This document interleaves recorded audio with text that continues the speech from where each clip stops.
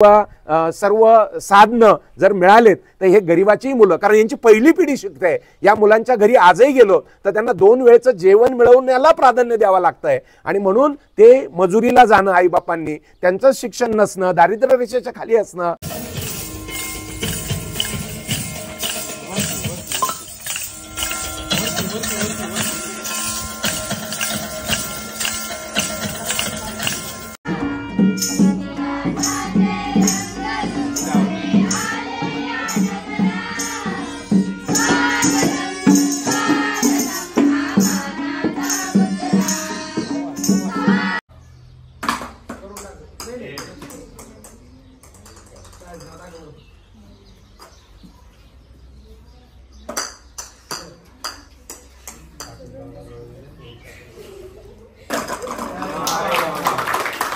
मुलींनी यातून अनुभव घेतला.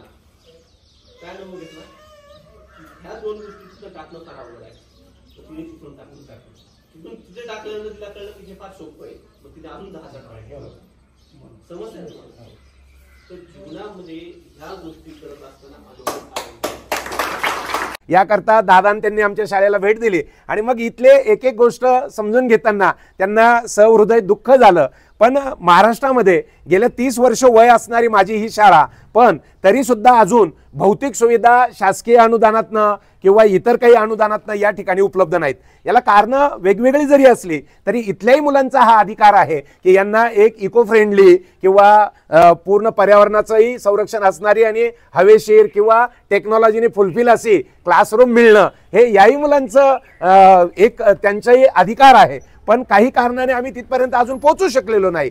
कुठेतरी या विकसित भारतामध्ये ग्रामीण भागातली जी परिस्थिती आहे ती बघितल्यावर थोडं कुठेतरी मनाला खेदही व्यक्त होतो.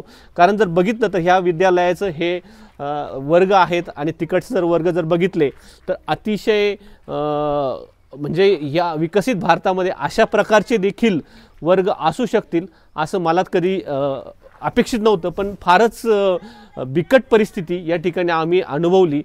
नमस्कार मित्रांनो, कसे आहात? मजेत ना? मी सुद्धा मजेतच आहे.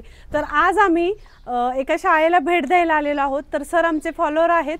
तर आज आपण आलेलो आहोत जनता विद्यालय खडकतळे, तालुका देवळा, जिल्हा नाशिक येथे. तर सरांचं आपण इंट्रोडक्शन जाणून घेऊया.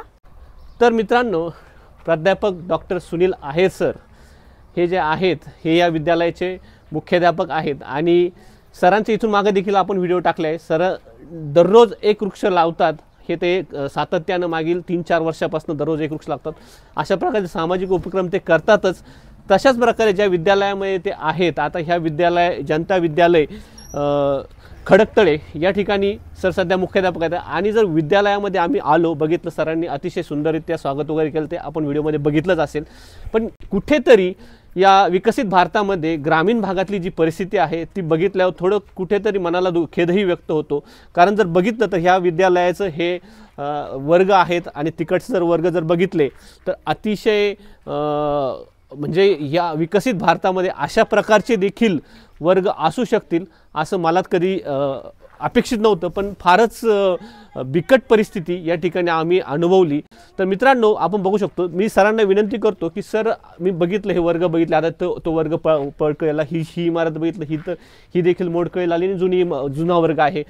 तर आपण आम्हाला सविस्तर माहिती द्यावी, आपल्याबद्दलही माहिती द्यावी आणि आपल्या विद्यालयाबद्दलही अधिक माहिती द्यावी, जेणेकरून आपले चाहते असतील त्यांना देखील याबद्दल अधिक माहिती मिळेल आणि कुठे ना काहीतरी हातभार लावण्याचा आपण यामध्ये प्रयत्न करणार आहोत. मी डॉक्टर सुनील आहेर, माझी ओळख पर्यावरणातल्या कामामुळे, शैक्षणिक कामामुळे या भारतामधनं किंवा महाराष्ट्रामधनं भारताचं प्रतिनिधित्व करत अमेरिकेत असणारे आमचे स्नेही आदरणीय सोनलताई आणि आदरणीय आपले दादा यांच्या माध्यमातनं निश्चित आम्ही आज प्रत्यक्ष भेटत आहोत. करलो दुनिया मुठ्ठी में असं म्हणतो आपण, किंवा मोबाईलमध्ये सगळं जग आलंय, याचं आज आम्हाला साध्य झाल्यासारखं वाटतं की आम्ही एकमेकाचे फॉलोअर झालोत, चांगल्या कार्यकर्ता एकत्र आलोत.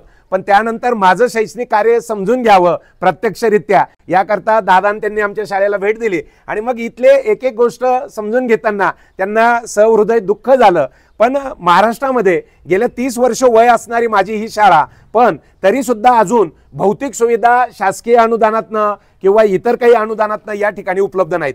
याला कारणं वेगवेगळी जरी असली तरी इथल्याही मुलांचा हा अधिकार आहे की यांना एक इको फ्रेंडली किंवा पूर्ण पर्यावरणाचंही संरक्षण असणारी आणि हवेशीर किंवा टेक्नॉलॉजीने फुलफिल अशी क्लासरूम मिळणं हे याही मुलांचं एक त्यांचाही अधिकार आहे. पण काही कारणाने आम्ही तिथपर्यंत अजून पोहोचू शकलेलो नाही. निश्चित मला आवडेल की परदेशातलं शिक्षण या ठिकाणी राहून मुलांना कसं घेता येईल, त्यासाठी त्यांना ऑडिओ व्हिडिओ सुविधा कशा होतील, टेलिकॉन्फरन्सिंग कसं करता येईल किंवा संगणकाचं ज्ञान कसं देता येईल, यासाठी मला दादांची मदत झाली, आपल्या सर्वांची मदत झाली तर निश्चित आवडेल.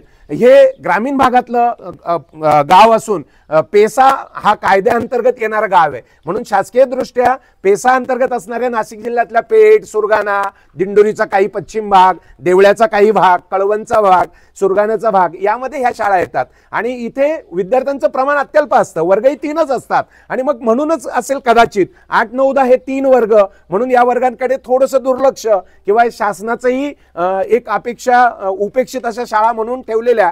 कारण आम्हाला विद्यार्थी संख्या 110 पर्यंत असली तरी 5 शिक्षकांचा स्टॉप होता. आता मात्र शासनाने या वर्षापासून 150 विद्यार्थी संख्या आमच्याकडनं अपेक्षित ठेवली आहे. आम्ही निश्चित आनंद वाटतो की 2 महिने प्रयत्न करून घरोघर व्हिजिट करून आमच्याकडे आता 131चा आजचा पट आहे माझ्याकडे, आणि हळूहळू आम्ही तो 151 पर्यंत जाणारच आहोत. पण त्या दृष्टीने मला इथल्या वर्ग खोल्या, इथे काही भौतिक सुविधा, विद्यार्थ्यांना कॉम्प्युटराइज किंवा सर्व साधनं जर मिळालेत तर हे गरिबाची मुलं, कारण यांची पहिली पिढी शिकते, या मुलांच्या घरी आजही गेलो तर त्यांना 2 वेळचं जेवण मिळवण्याला प्राधान्य द्यावं लागतंय. आणि म्हणून ते मजुरीला जाणं आईबापांनी, त्यांचं शिक्षण नसणं, दारिद्र्य रेषेच्या खाली असणं किंवा SC, ST, NT, VJ अशा सर्व घटकांमधली ही मुलं आहेत. आणि या मुलांसाठी जर आपण मदत केली तर निश्चित माझ्या शाळेतले हे विद्यार्थी उद्या आमच्या दादांसारखे दुसऱ्या देशात जाऊनही भारताचं एक नाव रोशन करतील ही अपेक्षा आहे. आमच्या ताईंसारखं तिथे जाऊन वर्क फ्रॉम होमही करतील आणि जगासमोर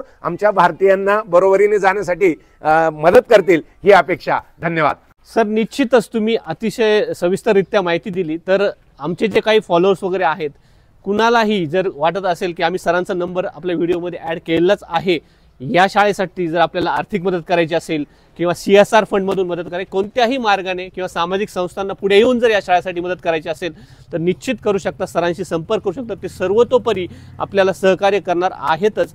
सरांनी असं म्हटलं की अतिशय तळागाळातील विद्यार्थी आहेत, ग्रामीण भारतातील ही विद्यार्थी आहेत. आपण जसं भारत आणि इंडिया हा जो फरक आहे तो इथं अनुभवायला देखील मिळाला. अतिशय म्हणजे ज्या मुलांच्या घरातील पालक पूर्णतः निरक्षर आहेत, त्यांनी कधी शाळा बघितली नाही, अशाच तर यांची मुलं आहेत. पहिली पिढी आहे आणि ती इथे शिक्षण घेत आहे. खऱ्या दृष्टिकोनातून जर भारत देश घडवायचा असेल तर ह्या तळागाळातील मुलांना शिक्षण प्रवाहात आणणं हे फार गरजेचं आहे. त्यासाठी सुसज्ज अशी शाळा उभी करणं हे आपले एक जबाबदारी आहे. एक जबाबदार नागरिक या अर्थाने आपण या कार्यासाठी हातभार लावू शकतो. तर मित्रांनो, सांगायला आनंदही होतोय. सरांचं पेज सुद्धा आहे. सर, तुमच्या पेजचं नाव सांगा.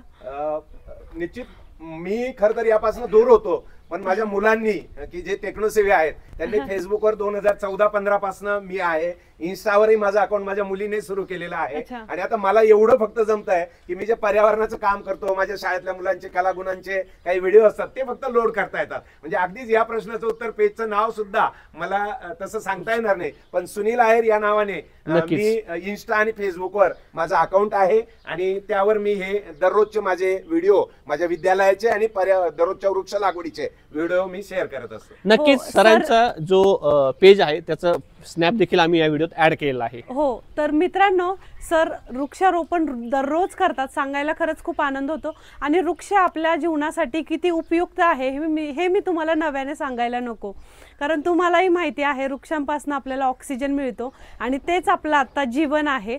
तर मित्रांनो, तुम्ही सुद्धा रोज झाडे लावा, झाडे जगवा हा उपक्रम राबवा आणि सरांच्या पेजला फॉलो करायला विसरू नका.